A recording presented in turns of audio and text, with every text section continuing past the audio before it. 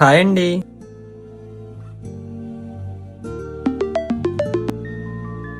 Sorry అండి, seminar హాల్లో ఉన్నా, అందుకే మెసేజ్ చూసుకోలేదు. అయ్యో పర్లేదు.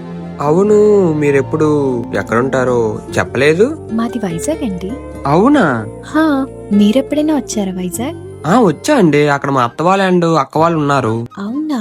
అత్తయ్య అంటున్నారంటే మరదలుందా? ఉందంట. ఉంది అంటానా? అంటే మీకు తెలీదా?